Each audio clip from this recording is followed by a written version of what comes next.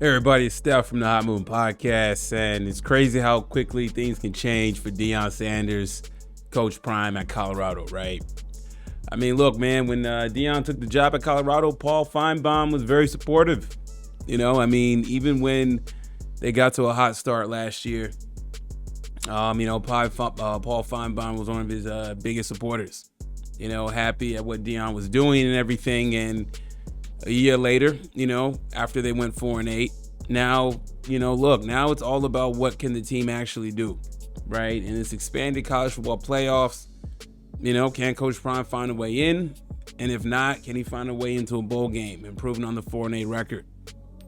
Okay, so Paul Finebaum flames up Deion Sanders because Deion Sanders had blocked a media personnel from covering them, right? Apparently, Sanders will no longer take any questions from Denver Post columnist Sean Keeler.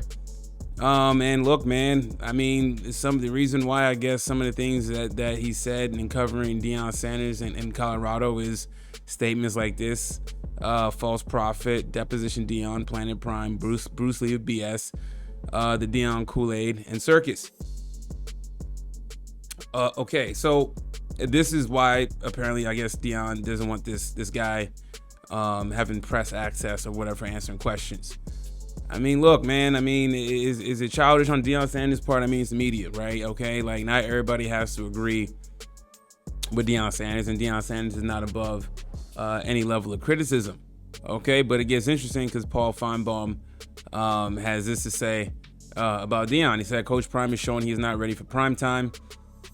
I find this whole thing to be disgraceful. Deion may want to talk about love and joy, and that's been the cornerstone of what he seems to be spewing out. But treating reporters like this seems like we're in some autocratic country. This is not America. And the fact that this is in his contract is even more absurd. But don't forget, he did this at Jackson State. This is a trait of Deion Sanders. He wants to have it his way. I find him to be a bully and a hypocrite. Wow.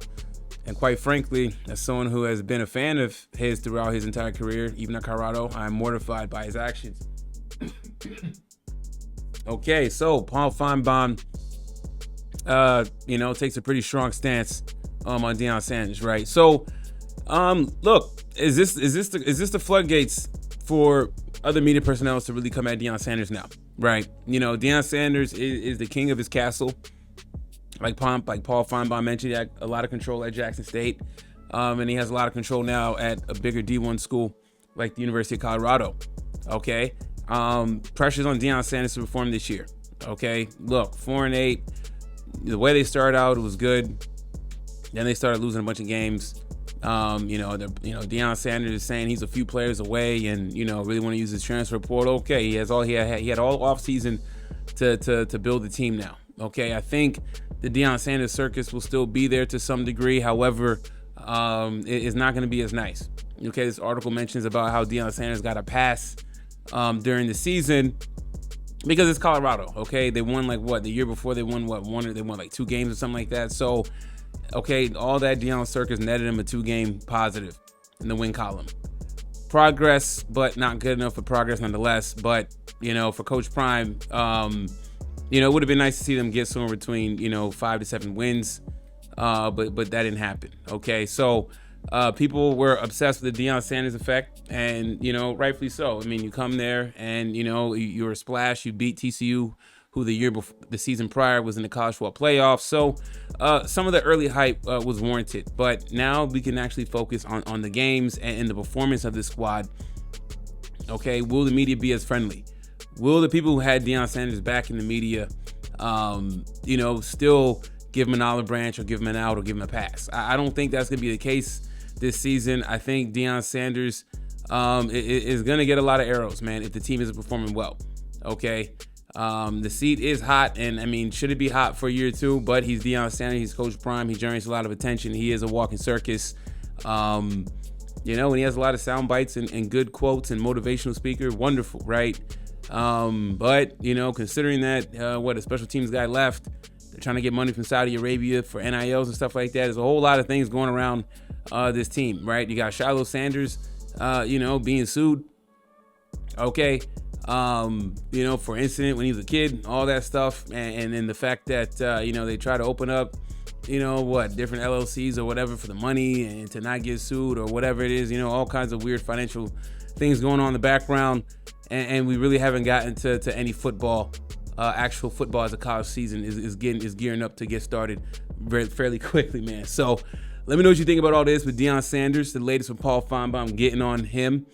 Was it right for Deion Sanders to really be, controlling the local media, right? It's never a good look.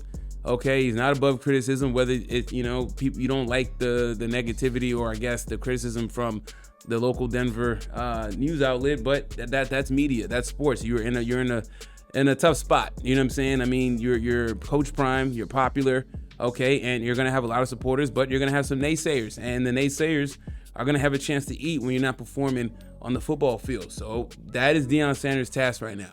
I mean, so much noise around this program. Going into year 2, you heard rumblings earlier in the summer about him going to USC.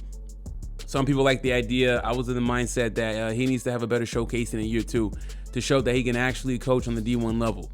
Okay, I have faith in Coach Prime, but we shall see. Let me know your thoughts about all this, man. Thanks for watching. Please like, subscribe. I'm out.